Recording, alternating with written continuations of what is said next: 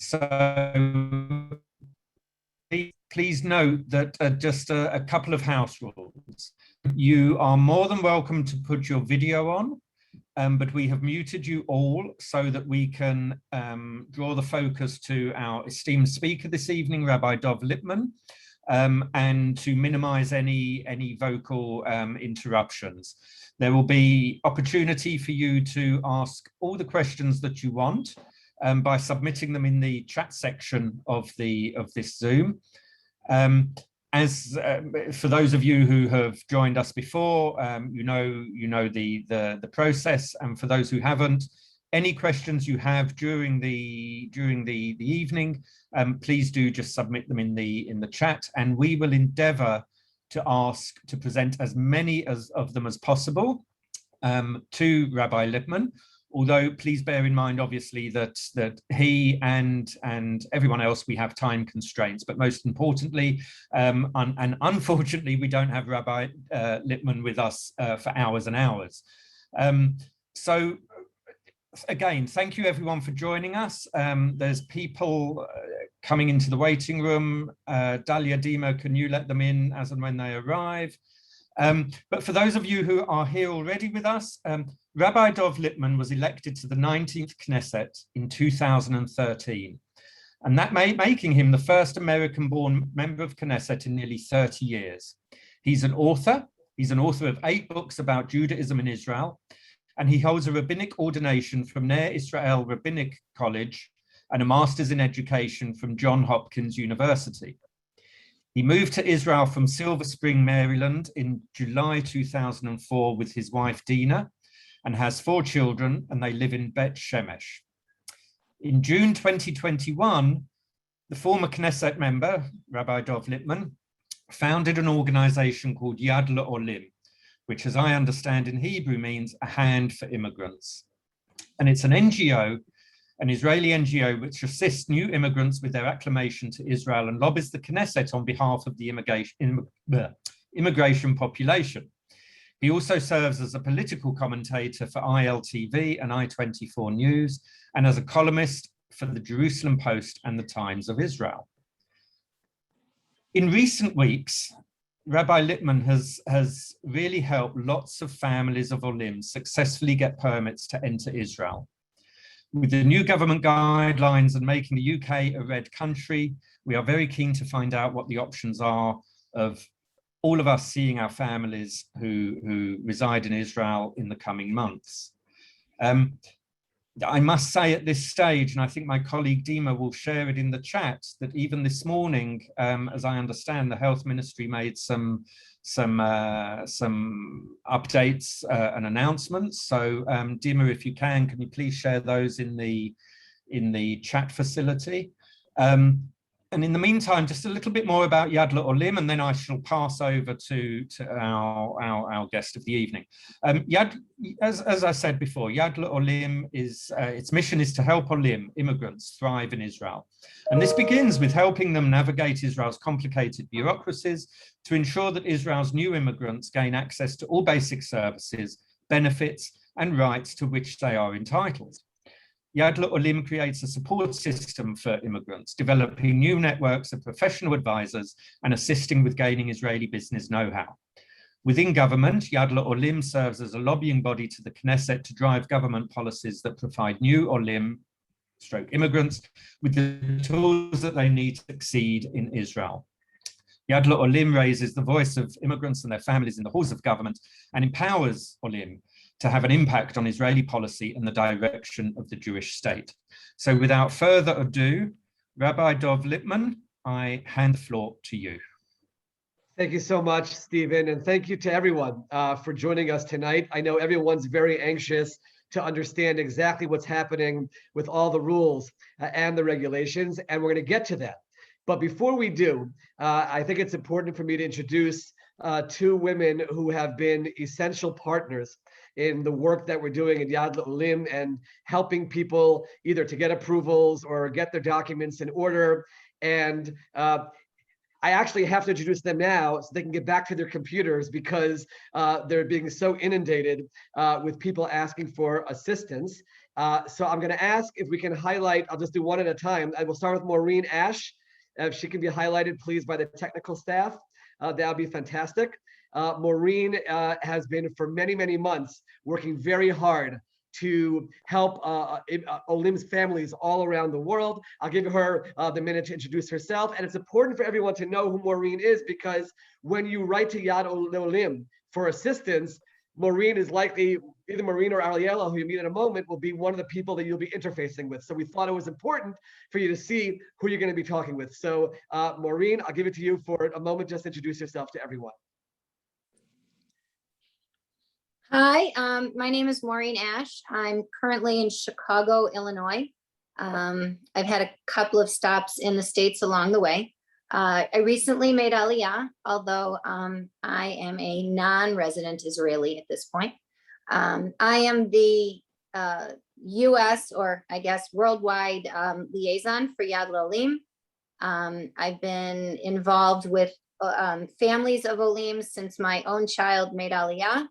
At this point, since I remarried recently, and we together have 4 children in Israel, and trying to remember, 8 or 9 grandchildren there. And Israel is very important to me, obviously, and to our entire family. And I'm available to help you in any way. And just so you know, at the end of this, if any of you through Yad L'Olim are interested, we have a WhatsApp chat for UK families, and that's been also very helpful. So what we'll do is we'll make sure to share that WhatsApp chat with the Zionist Federation, so they could share it with those people who registered for tonight. And Maureen, thank you so much for all the work that you're doing. If we could spotlight Ariella, please, Ariella Bernstein. That would be great. Okay, Ariella also, by the way, has been doing her own work for Olim for a long time, including writing a book about Olim and a website for Olim. I'll let Ariella introduce herself, but she's the other person behind the scenes, so to speak, who you might be interfacing with on the Yad L'Olim site for Corona travel help. Ariella, the floor is yours. We can't hear Ariella. If she could be unmuted.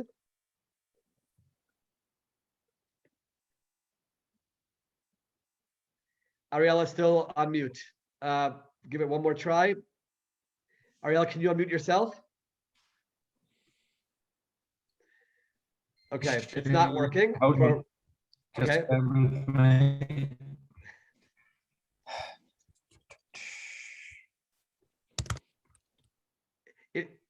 In the meantime, until I see it go on mute, we're going to be sharing news. Okay, there I am. They just let me on. I'll take even less time since it was a minute of technological difficulties.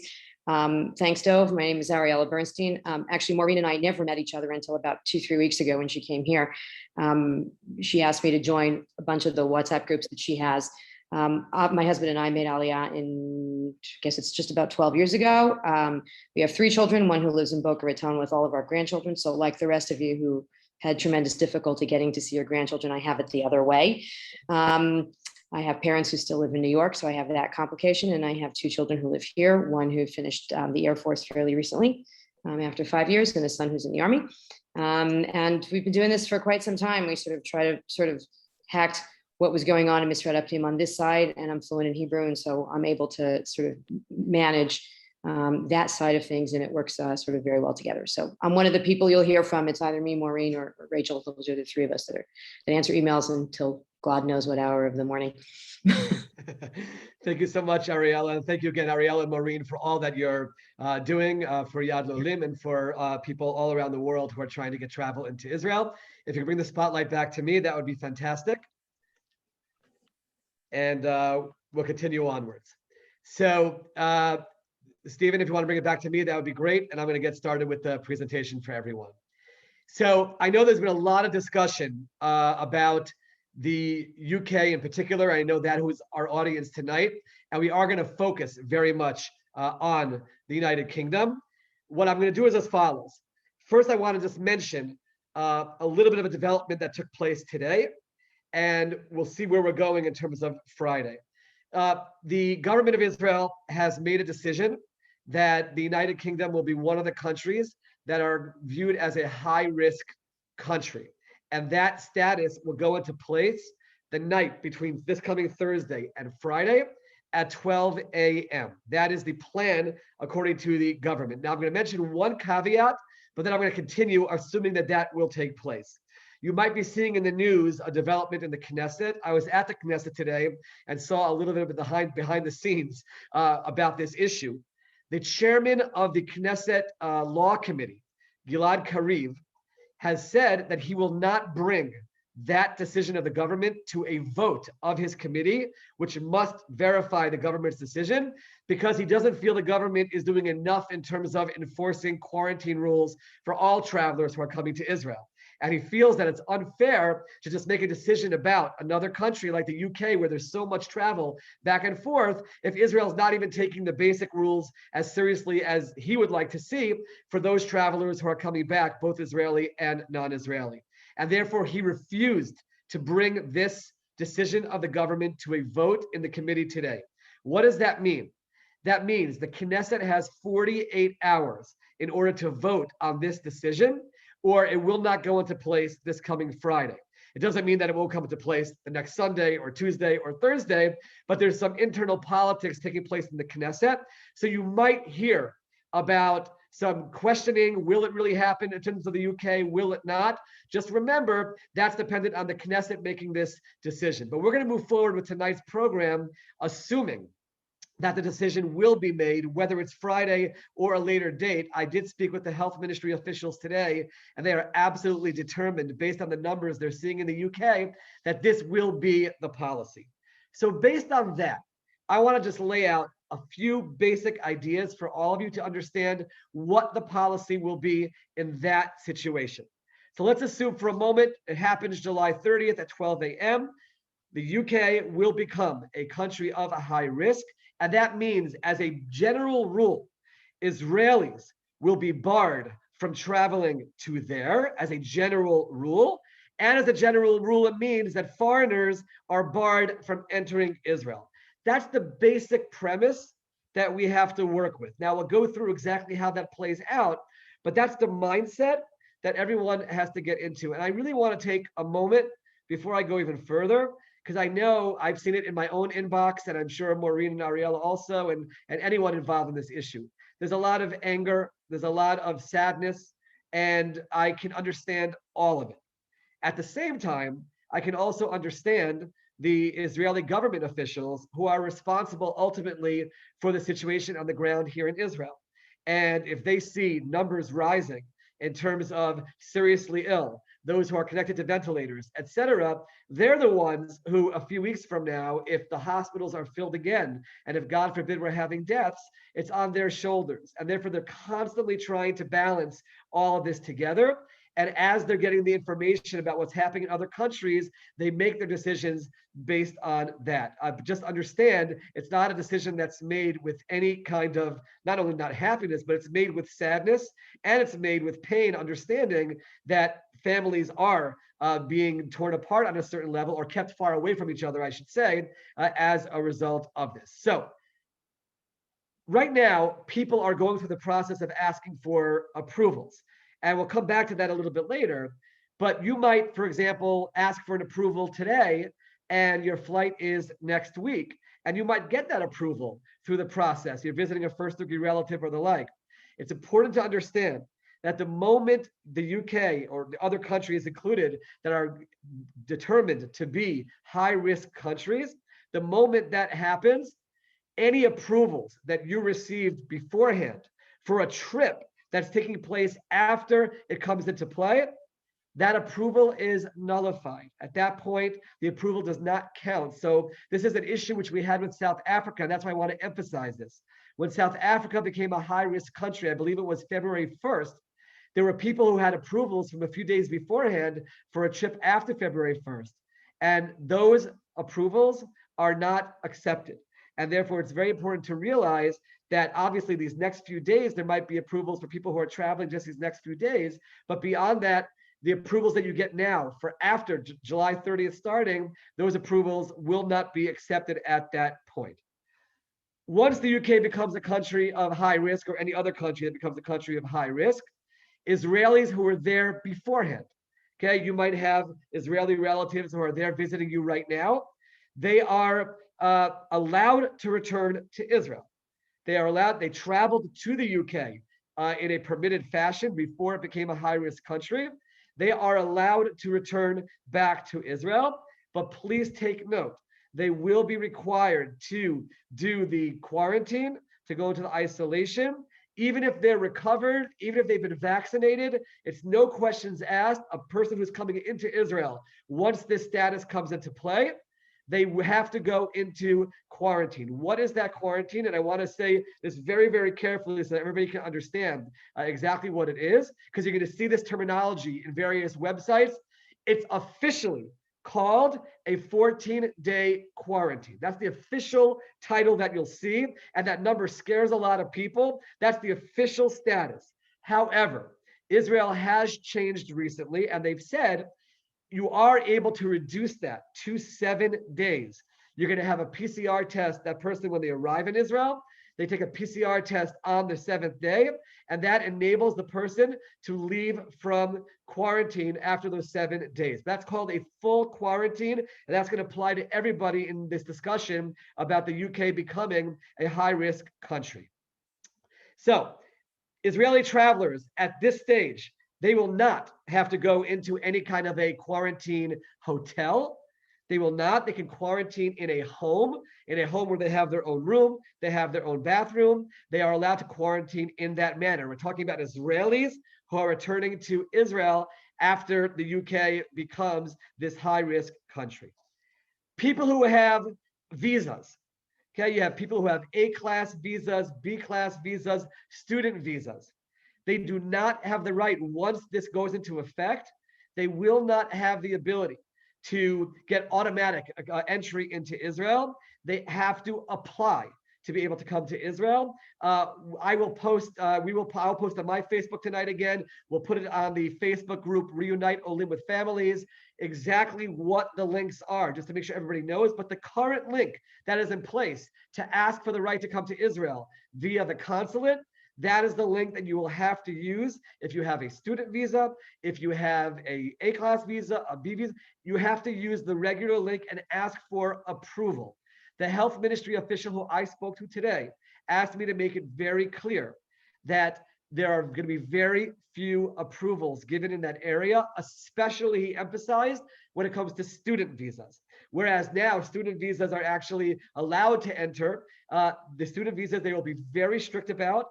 And I know I've gotten many messages from people who have students, children coming to yeshiva or seminary or gap year programs. That's all being thrown into question right now. I know there's a lot of negotiations taking place behind the scenes to see, is there any way for it to happen? According to this health ministry official, you have to assume at the moment that as long as the UK is a high-risk country, that they will not be allowed to have entry, and therefore you should be in the work making other plans for those children, at least at this point in time.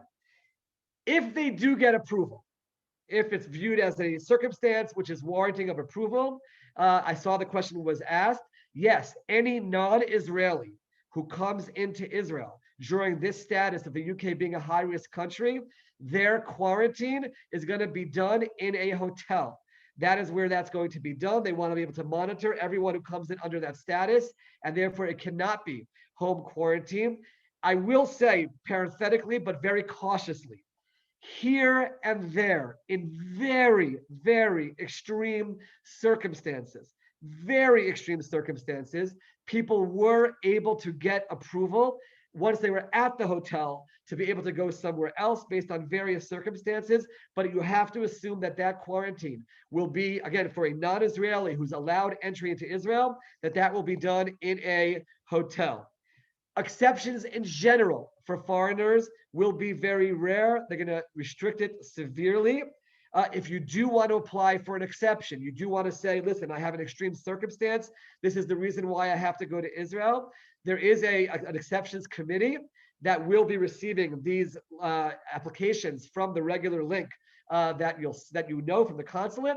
And it could be, there's also a place where you can even explain why you want to come to Israel. But I want to emphasize in advance, you have to assume that if it's not a medical emergency, You have to assume if it's not something extreme that it will not be accepted. Now, many people I've already been getting emails about it have been asking about weddings. I'm going to use the following terminology. We have confidence that people who are making a wedding of a child during this period of time, we have confidence that the authorities will allow those people to enter Israel, but I in no way want anyone to think that it's automatic in any manner whatsoever. I will also tell you that we at Yad L'Olim on that particular issue will do whatever we can to try to help with that. We cannot promise that we can get that approval done, but we certainly will do our best to be a liaison to the authorities in that very specific situation to try to help. Certainly, again, in a medical situation, you will have to provide documentation showing that it's a medical emergency. They're not going to see an application which says medical emergency, my father, God forbid, is sick, my mother's sick. You have to be able to provide real documentation showing that it's a real need, and then the exceptions committee might accept it in that situation. The other way around, Israelis are allowed to ask for permission to travel to a high-risk country like the UK presumably will be. But again, very, very, very rare occasions that it's granted. We will post that link as well for them to be able to make that request, but you have to assume that that request is not going to be met, again, unless there's real extreme situations. I will point out there is one way that you can sort of work around the situation, and that is if, let's say, you want to come to Israel, you have a reason, you know for a fact that you have a wedding that's coming up in a month's time, let's say, there is an option. And by the way, people from South Africa have been using this option over the last few months. There is an option to travel to a country that's a green country, that's a country without risk for 2 weeks' time. And then at the end of those 2 weeks, you are allowed, again, I want to emphasize, at the end of those 2 weeks, then you can apply to enter Israel. And again, entering Israel in that situation will have to be according to the current criteria to enter Israel, which for the most part is to visit a first-degree relative. That's the basic premise that we have to be working for, a first-degree relative who is an Israeli citizen living in Israel. And then you can follow the consulate link and apply all the various documents that you must include. I'll get back to the documents in a moment. So that is one of the ways that it can be done. One other thing which I'll mention, and that is not relevant to people who are living in the UK, but people who are traveling to Israel from other countries and they have a stopover that goes through the UK or any other high-risk country, as long as that stopover or change of planes is for less than 12 hours and they do not leave the airport, at that point, you are allowed to continue on and enter into Israel with the approval that you had before. That was a lot. There was a lot of information there. I know there's a lot to digest. I will mention, if you go to the Facebook group, Reunite Olim with Families, you will see that was posted there today, and I will follow up from tonight's event, and I will post again some of the rules and some of the regulations and the like. I want to mention, just before I get to some of the more broader rules, in terms of the role that Yad L'Olim can play, and that's why it was very important to introduce Maureen and Ariella in particular. Right now, a lot of what we're doing, and a lot of what they're doing, is going over people's documentation. And this is really important to emphasize, whether or not the UK becomes a high-risk country on Friday or not, just in general, when you're applying for approval, making sure that you have proper documentation is critical. Because we find that many people aren't even being answered or being outright rejected because their documentation is not in order.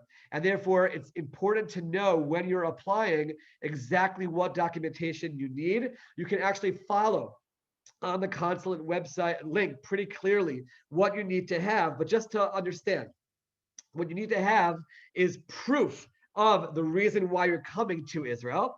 So just as an example, if it's to visit a first-degree relative, you have to show that relationship. If it's a child, then it's a birth certificate and it's the passports of both of the people. So you have to have that. Everybody has to submit what's called an isolation affidavit, and that's available on that site.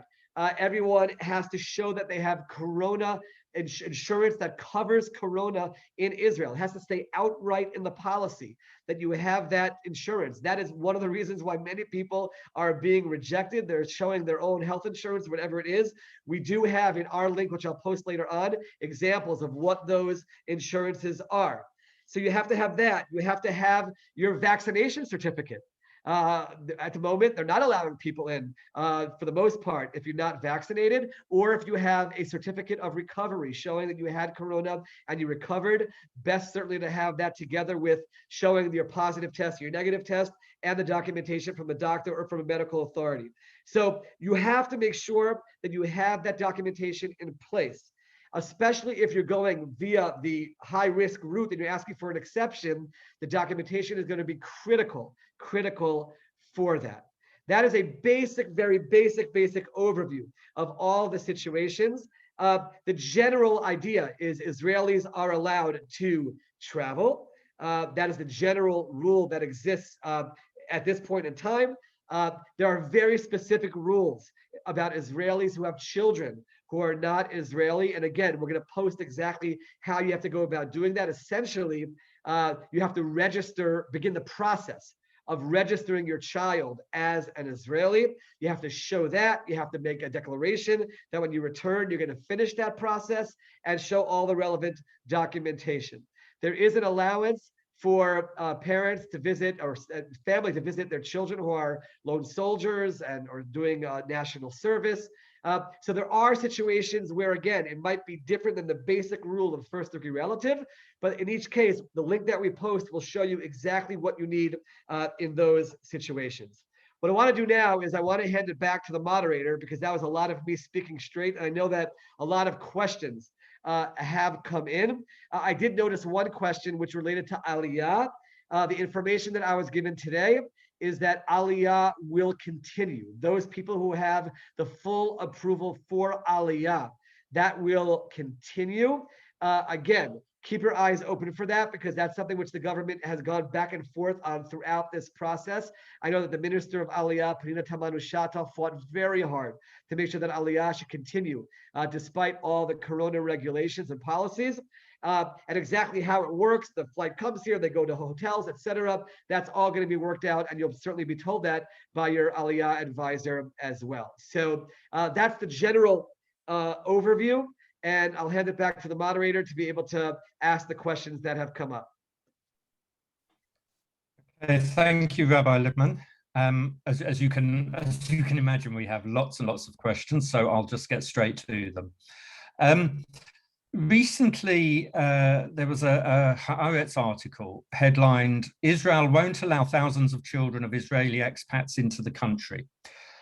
So one of our audience has asked this evening, can the speaker shed any light on the suggestion that children of citizens, Israeli citizens under the age of 28 apply for an Israeli passport without making Aliyah? Can they apply for an Israeli passport? No, it's can the speaker shed any light on the suggestion that children of citizens...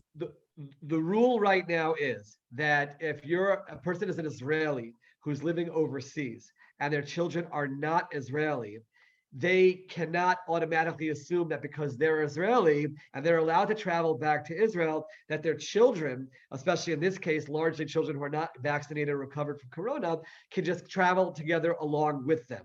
However, they are allowed to earn the status to travel with their parents if they begin the process of registering their children as Israeli, which means they notify the consulate officially they want to begin that process.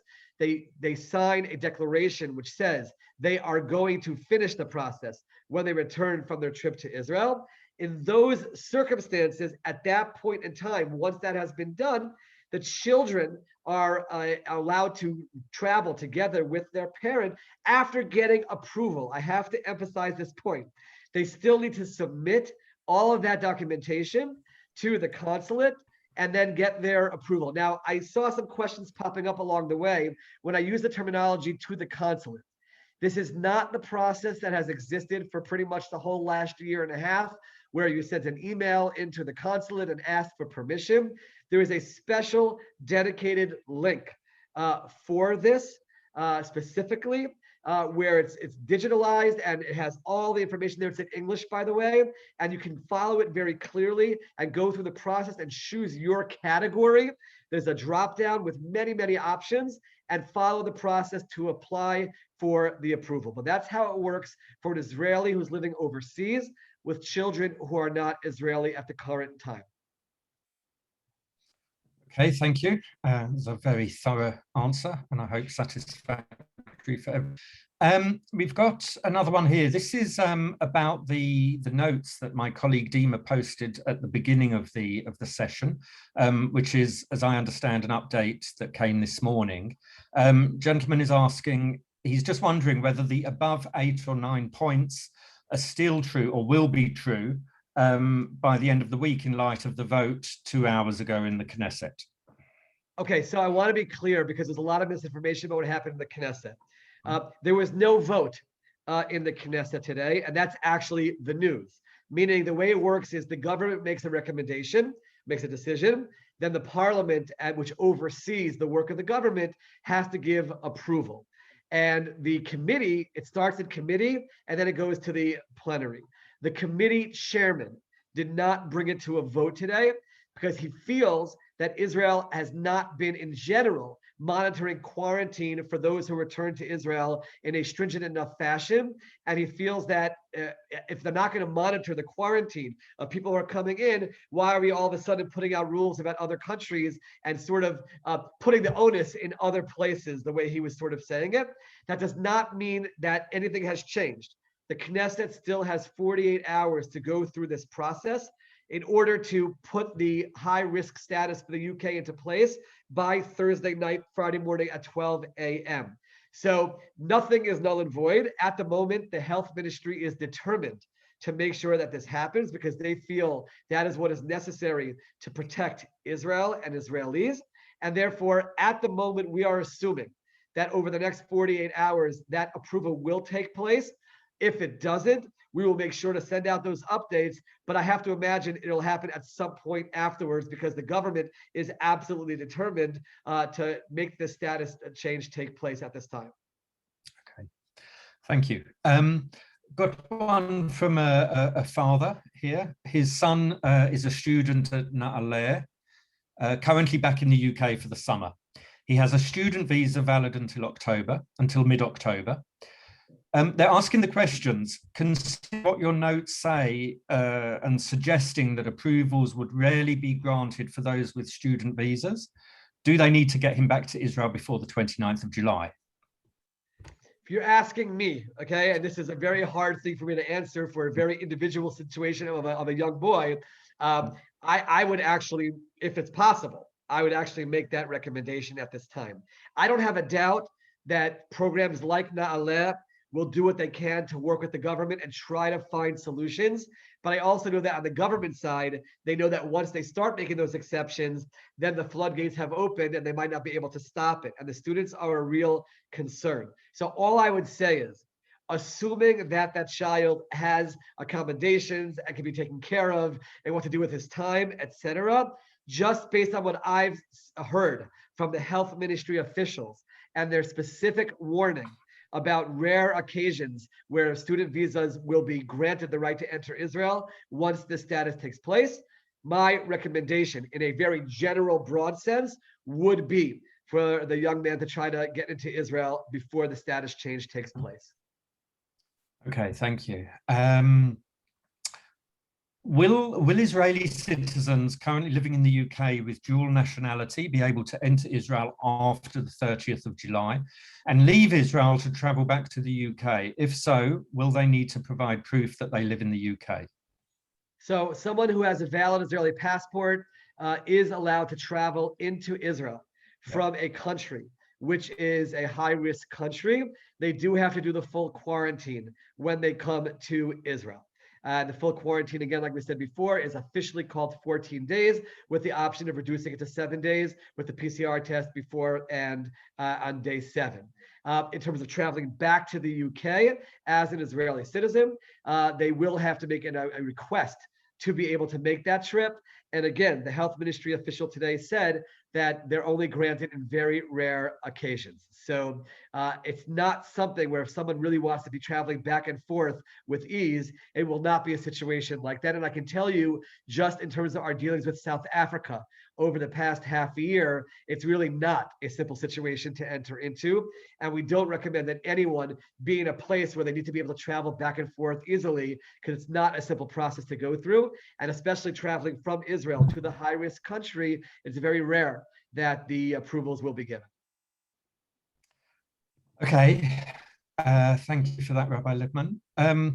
What about someone so they have no first-degree relatives in Israel, they have an apartment in Israel. What are the chances of them permission? Yeah, so we've been getting that question throughout the last number of months, even without coming from a high-risk country. There is no criteria which says that because you own a property in Israel, because you have an apartment in Israel, that you're allowed to enter. That is not a basis for allowance into Israel, even before we enter into the issue of high-risk countries. So I'd have to say, certainly, when it comes to the high-risk country situation, it will not be something which would be a basis for an approval. I do want to mention, I just saw again the chat, there's 67 things there, but I just saw something pop up and I want to answer this. Someone asked, why haven't I mentioned the AS1 form? The AS1 form is not a form. I want to be very, very clear, because we've also been asked this question many, many times. It is not a form for people who are living outside of Israel, applying to come into Israel via the consulates. That is a form for people who live inside of Israel, who are inviting, so to speak, a relative to come and visit them via the Israeli Interior Ministry, the Misrad HaPnim.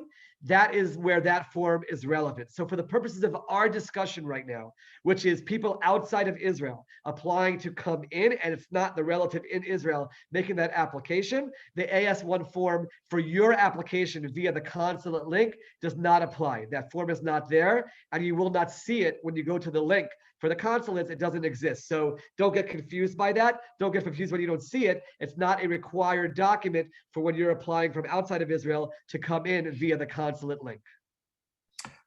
Okay. We have another member of our audience here this evening saying that besides having family in Israel, they have a case that they need to be at in Israel. Chance of that being an exception, the court case. Does that facilitate? Does it help? So I've received a few of those questions over the past year. And I'll say out of the 8 or so scenarios, it was 50-50. Did they get approval or not? I think it might have depended on the seriousness of the case, or I don't know exactly how the decision was made. I would definitely recommend that the person apply and they ask for it. But again, most of the situations here, especially the moment the UK becomes a high-risk country, you have to go into it assuming, it's not a pleasant feeling to have, but assuming that it will not be granted. What to do in a case where there is a court case and you weren't able to enter, the court system is actually equipped to deal with that on 2 levels, either pushing it off further, or they do have a system of video testimony which they could put into place as well. But that question has come up. In some cases it's been granted, in some cases not. I will tell you, I have not had a case where it was from a high-risk country.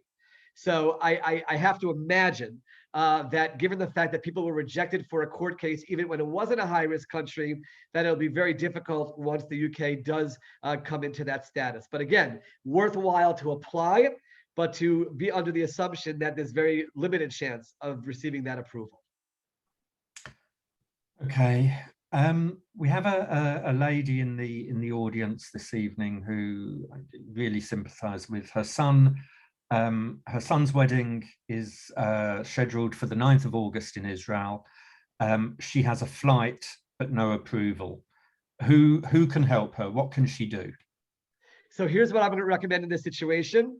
I'm very happy that we introduced Ariella Maureen before. I will definitely ask that person go to yadlolim.org. And I want to explain why, though. I want to be very clear.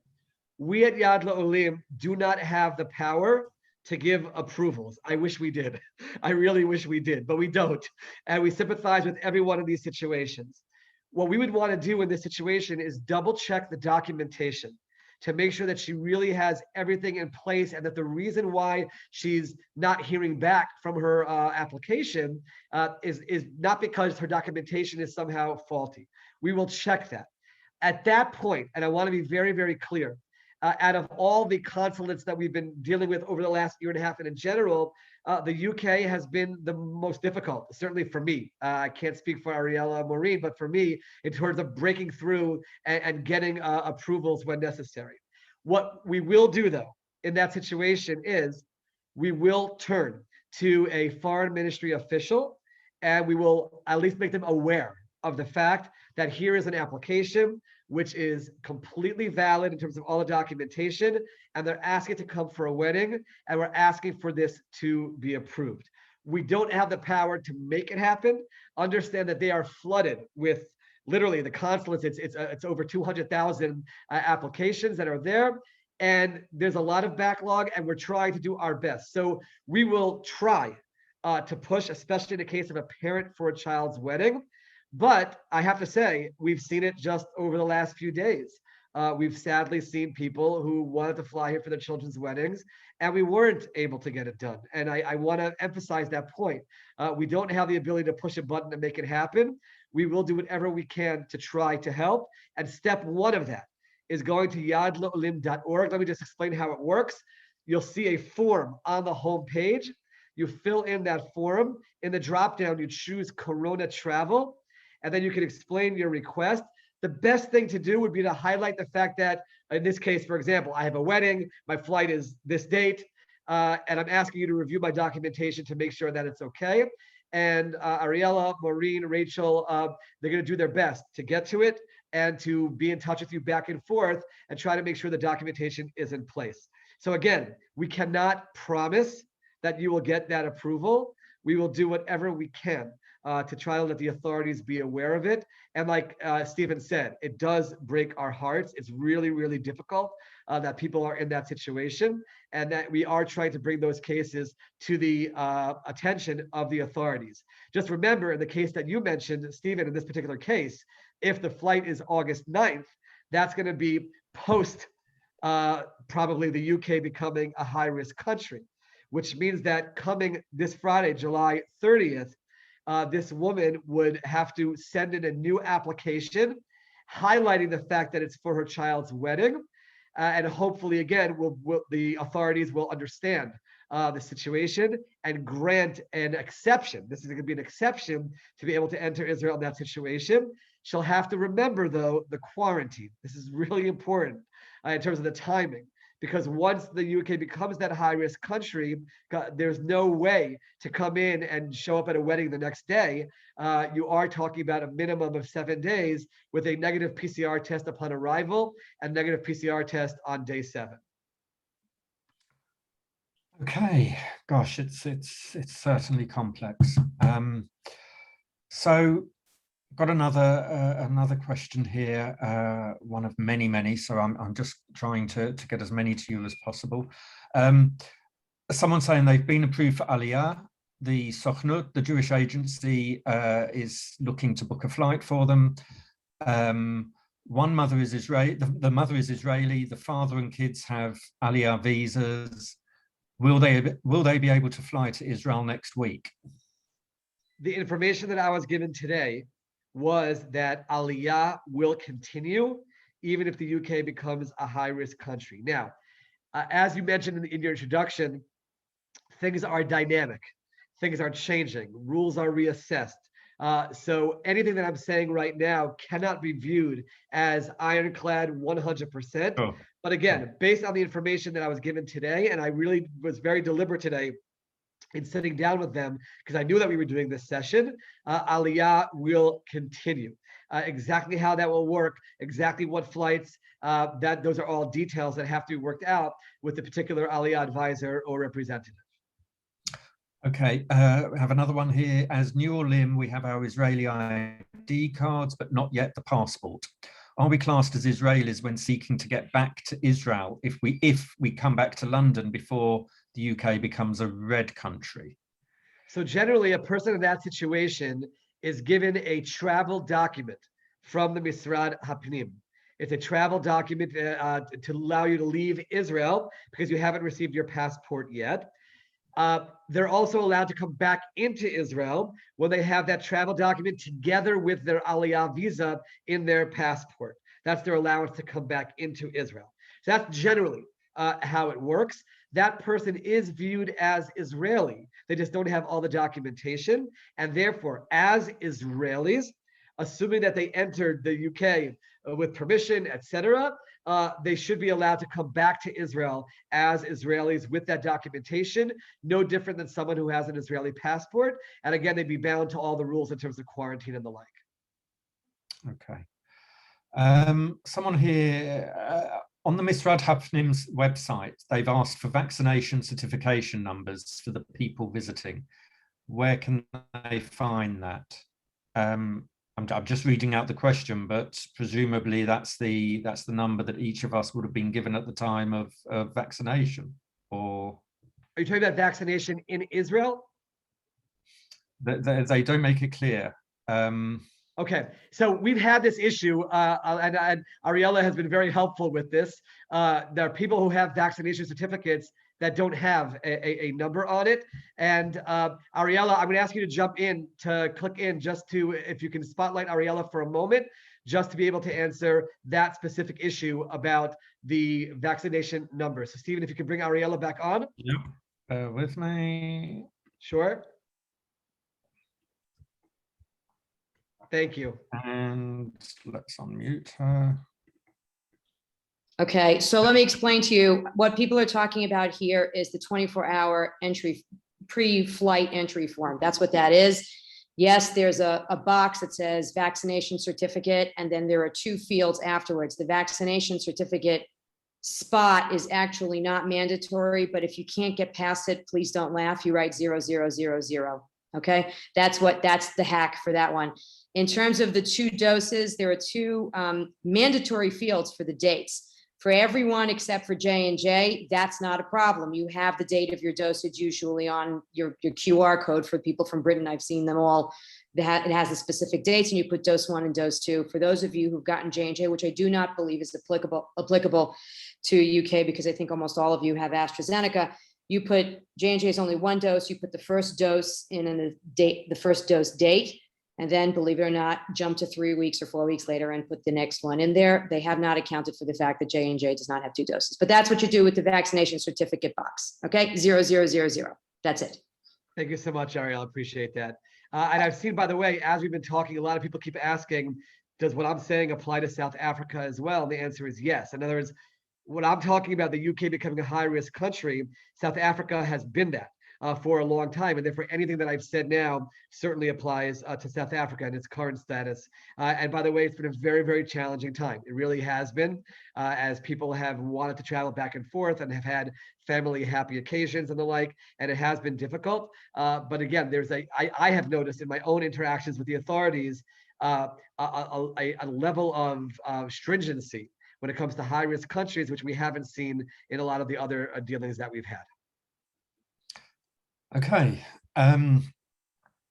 so what forgive me if you've explained this already, but as you've acknowledged, there's been a deluge of information. It's a lot to take in for everyone, including myself. What happens if the UK is not a forbidden country, but a red one? Can we get out of Bidud quarantine with a positive antibodies test? Okay, so there were terminologies there that were not so clear, not in your question, but just the health ministry official that I spoke to today felt that the colors are unhelpful because it gets people even more confused. And he liked the terminology of high risk country. That is what we're shifting to. The UK right now has already entered into a status, and this is important, where anybody coming from the UK at this point in time does have to do the quarantine, non-Israeli, of the 7 days. That's already the policy in place.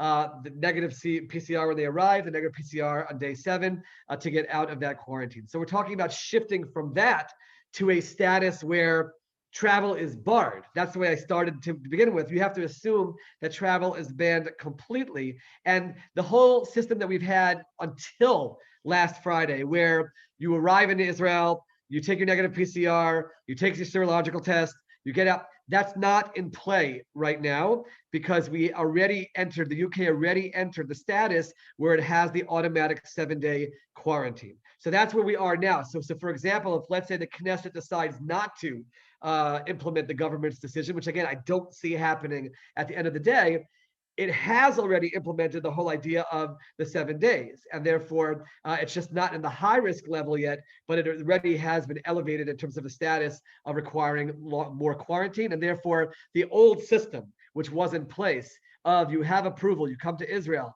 take the serological test, you get out of quarantine, that's not in play at this point in time. Okay. I've got another one here. Would a sibling of a pregnant sister be considered as an exceptional case to enter Israel?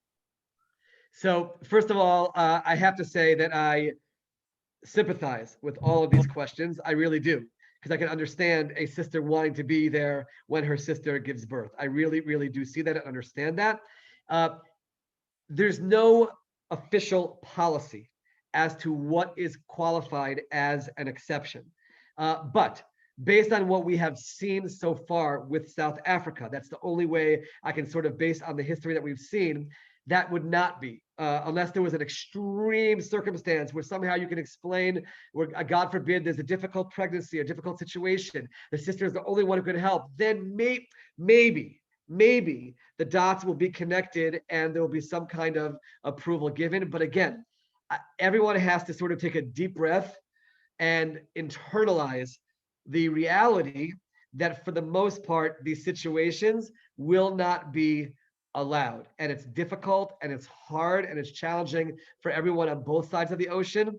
But I think it's an important mental and emotional shift to go through because it's just the reality. Listen, I'm standing here talking to you and I, out of nowhere, but I broke down crying as we made a wedding during Corona because my sisters weren't there with me, and it came out of nowhere and it was very emotional and it's difficult. It's difficult. We're used to a certain way of living and that's all been thrown into a spiral, which is very difficult to sort of get out of. But I feel that when you get yourself into that mental place of don't assume that when I fill out that form, that somehow it's going to happen.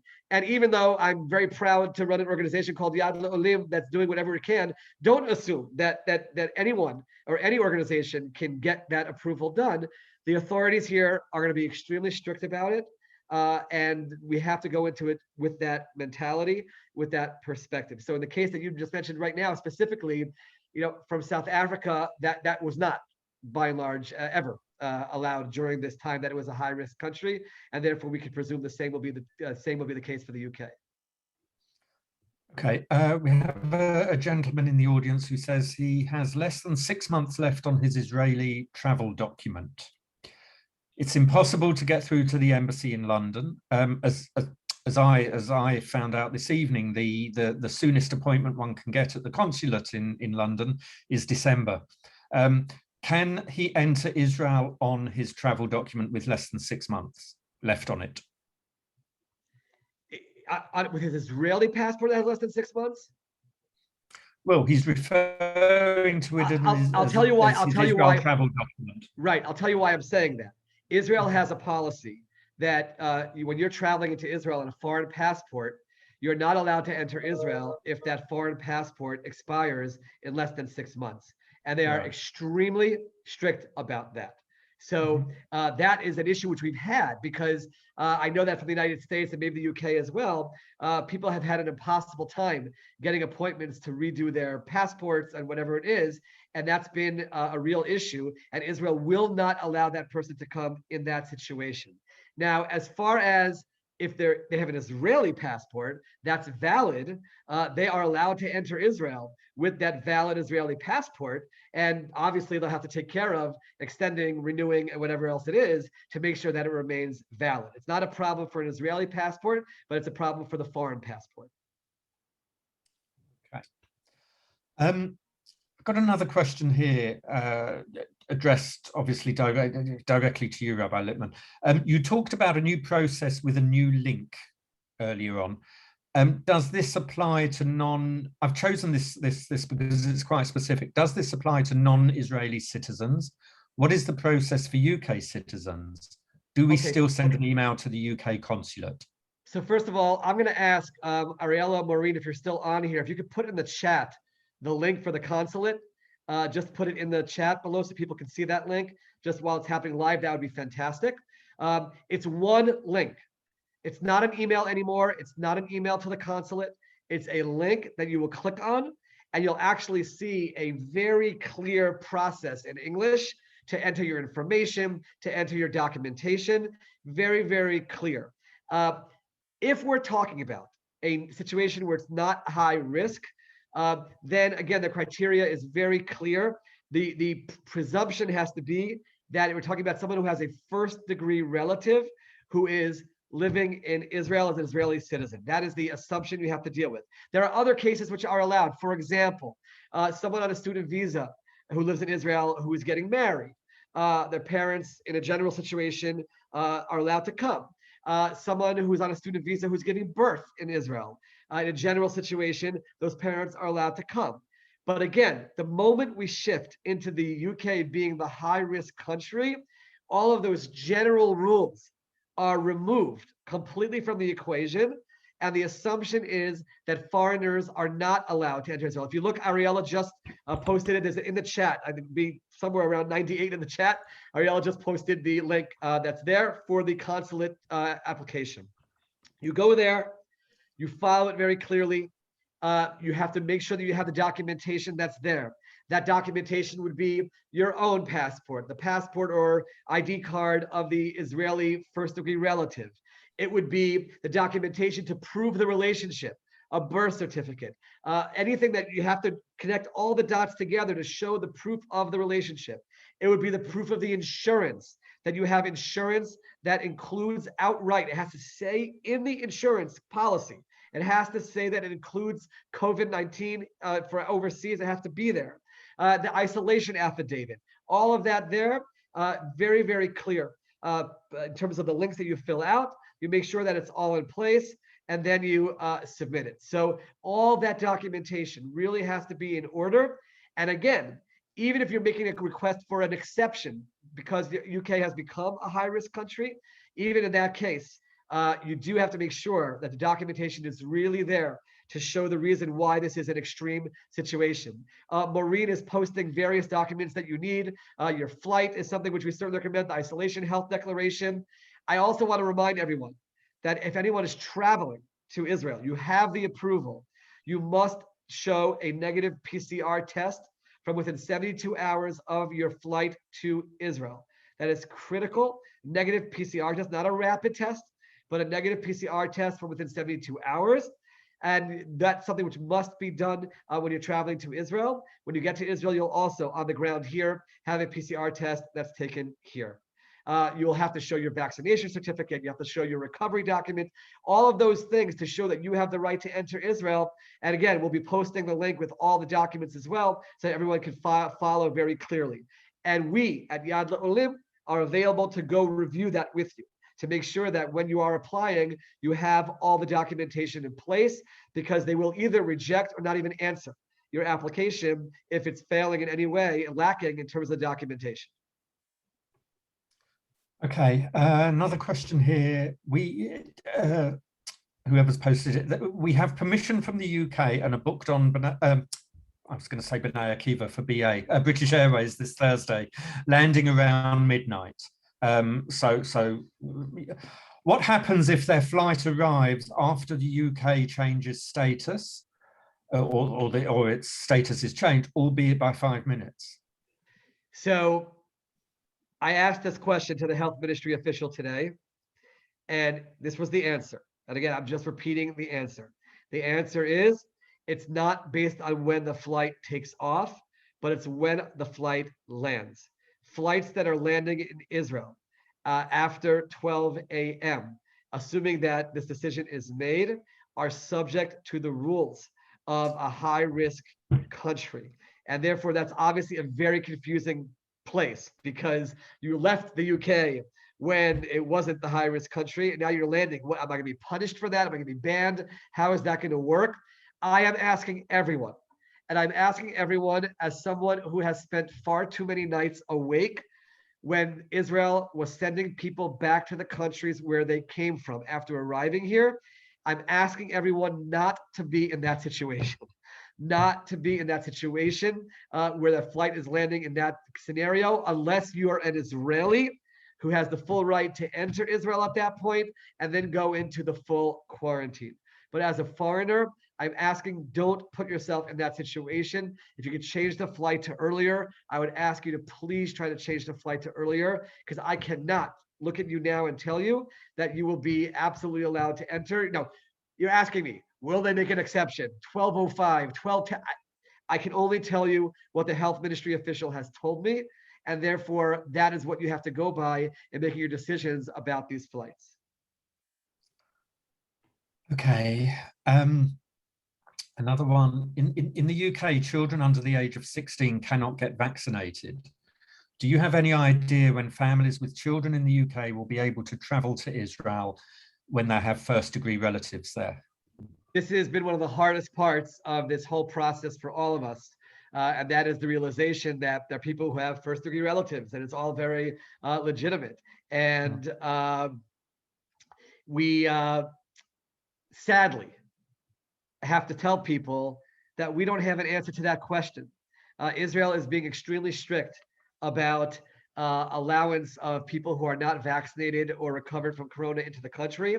And, you know, we heard all these rumors about these dates. It's funny, not funny, but we as a team joked about never mention these dates because it's going to mislead people completely, right? First it was July 1st, and then it was, the situation in Israel right now is getting worse.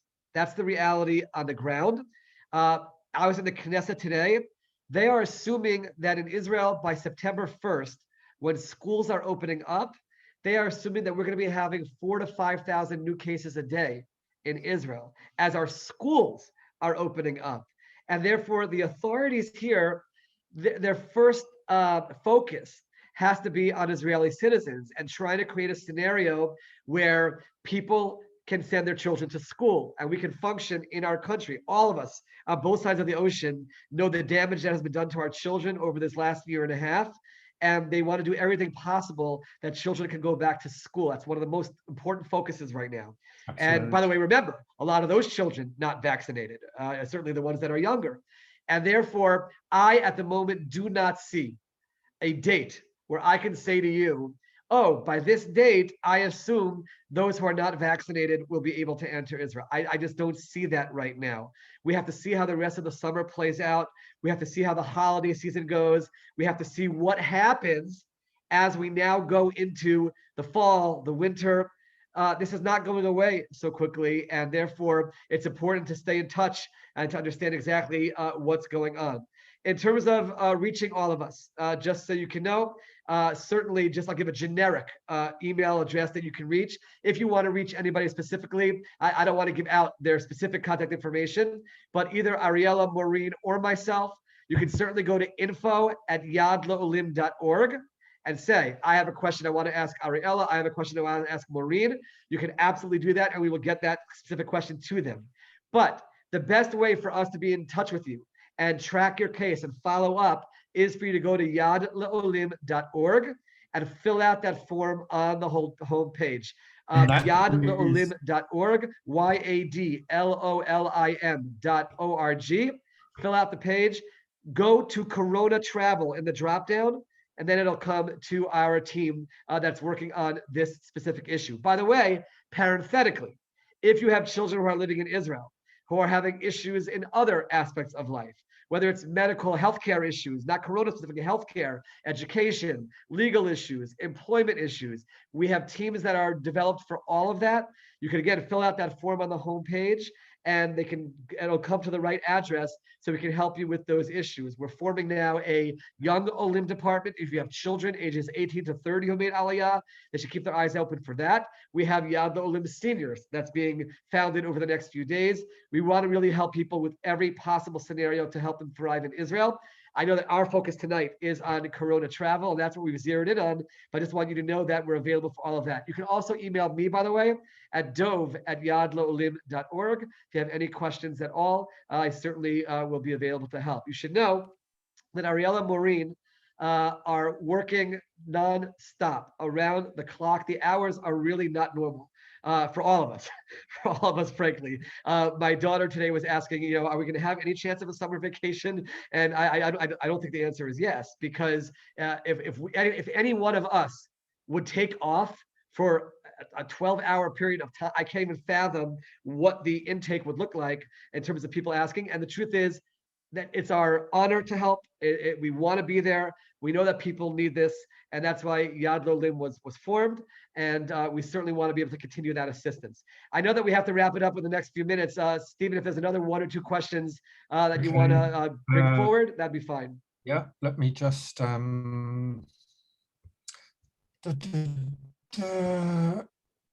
okay, sorry, I'm just scrolling through. In the meantime, Ariella, Maureen, if you could post the name of the Facebook group again also, so people can join that Facebook group and get lots of updates that way as well. So there's a family here, and I think you may have answered a similar one earlier, but I'm going to ask it again. A family clearly in Israel, is the fact that our home, jobs and children live in the UK not guaranteed sufficient special circumstances to be given approval to fly back to the UK from Israel? Let me tell you of a scenario just to bring home this question. There are people who are moving to countries that are high-risk countries. They have jobs there. For whatever reason, they're moving from Israel to there, and they had to go through significant hoops to get approval to travel. One of the things that they're asking for, and I want to emphasize this, we've seen this today 3 times, it's come up today to me, is a letter from an attorney attesting to the fact that you are actually moving to that other country. So that's something which might be helpful if someone's place of living really is in the high-risk country. That is something which you might need is a letter from an attorney, but it's not to be assumed, taken for granted that you'll be able to travel there. That's why I have everything in place, have all the documentation, and this added point of a letter from an attorney showing that you're moving to that other country or that your place of dwelling really is in that high-risk country. Okay, have you got time for 1 or 2 more? The question, time for 1 or 2 more, then I actually want to end off with 1 point as well. Okay, fine. So let's just ask this one.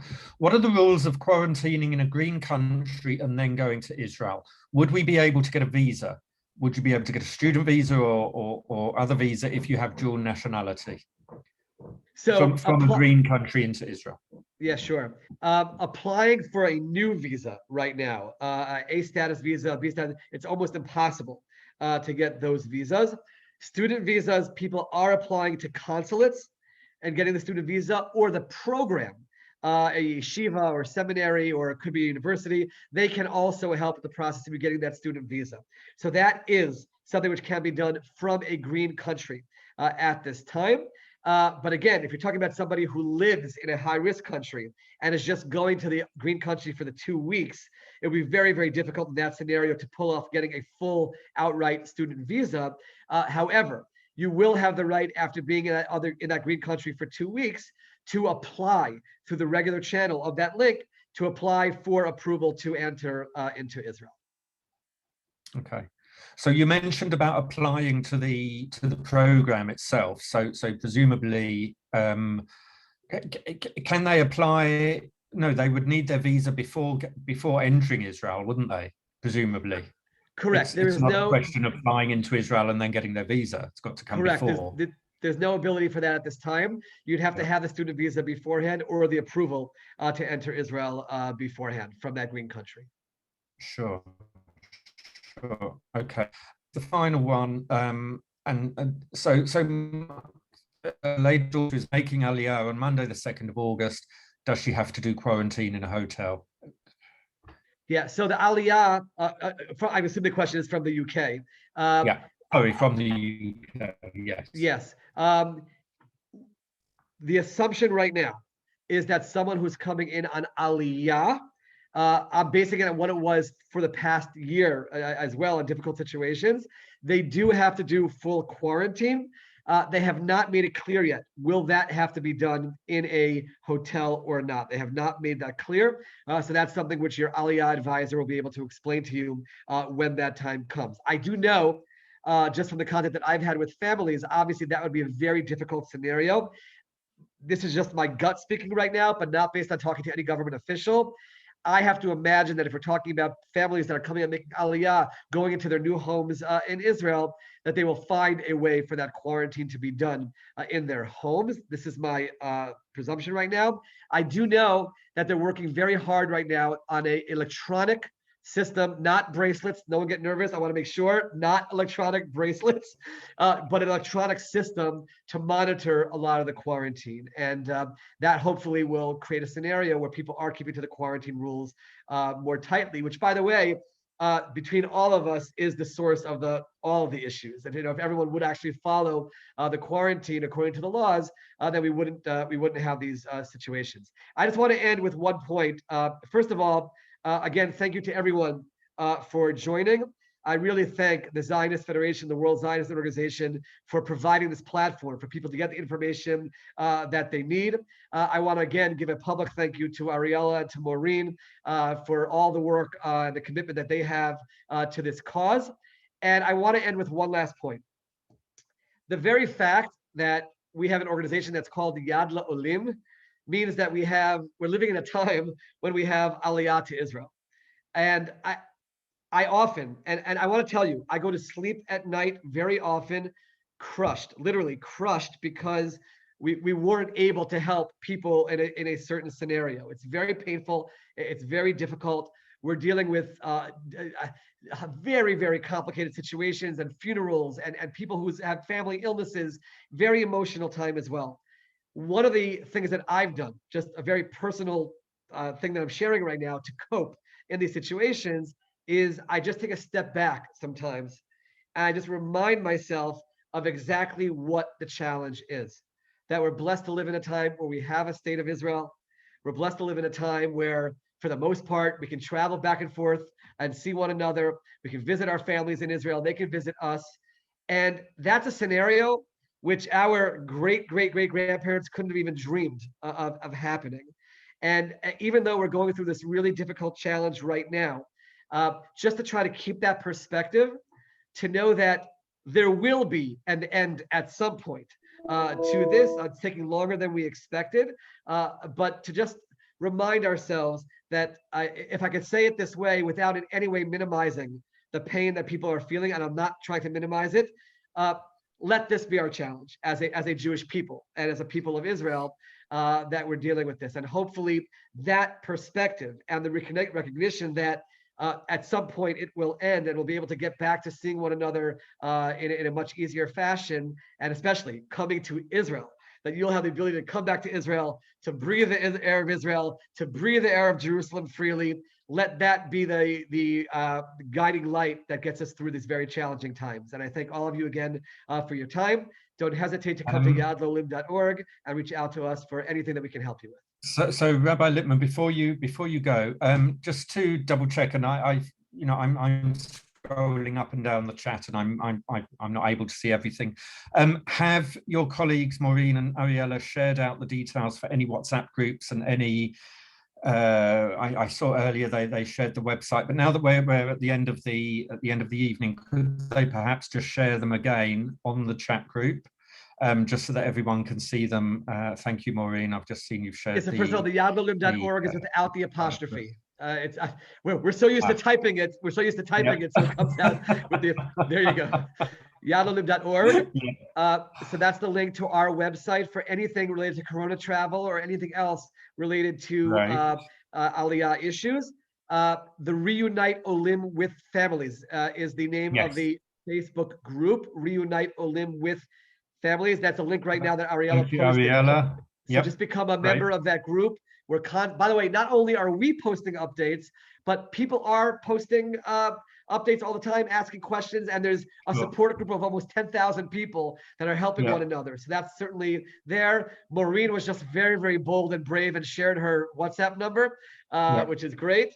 And again, info@yadlolim.org, dove@yadlolim.org. And okay, I see that someone's asking about a South African WhatsApp group. We'd be more than happy to get that started. Certainly send a message to us at info@yadlolim.org, and we'll be in touch about starting that kind of a WhatsApp group as well. And we look forward to hearing from all of you and trying to help all of you as much as possible. Okay, so what I'll do for everyone here is when we follow up this event with an email, we'll include a transcript of the chat so that it has all the details in there as well. We'll send a recording to you also. Rabbi Lipman, thank you. You and Maureen and Ariella and your team are clearly doing the most amazing work, the most difficult circumstances. So kol hakavod to you. You are heroes. You know, really, you are heroes, and you're working hard for everyone. Thank you from the bottom of our hearts. I just wanted to say a huge thank you to my colleague Dalia Hajioff, who has organized this event with you for this evening. Dalia, thank you very much. It was a great call, like all of your calls are great. So thank you very much. Thank you, Rabbi Lipman. Thank you, Ariella. Thank you, Maureen. Can I say one more thing? Take care. Absolutely. Please do. We have a young man who's interning for us named Jonah Lazarus from the UK, and he's done wonderful work. And I'll just give a congratulations to the entire community for producing a young man who's able to help us so much. It was important for me to mention that. So much nachas for his parents and the community, for sure, definitely. Okay, thank you very much, everyone. As I've said, we'll follow this up with a recording, the transcript. And you know, from me, from Dalia, from the whole ZF team and the WZO, thank you for joining. And we really hope that you can somehow realize your travel plans and your travel aspirations. Please God, we'll be back to normal before too long. But we all have to do our part for this, unfortunately, if that's the way it is. Okay, thank you. God bless. And thank you very much. Take care. Thank you. Bye-bye, everyone. Laila Tov. Bye. Bye-bye. Laila Tov.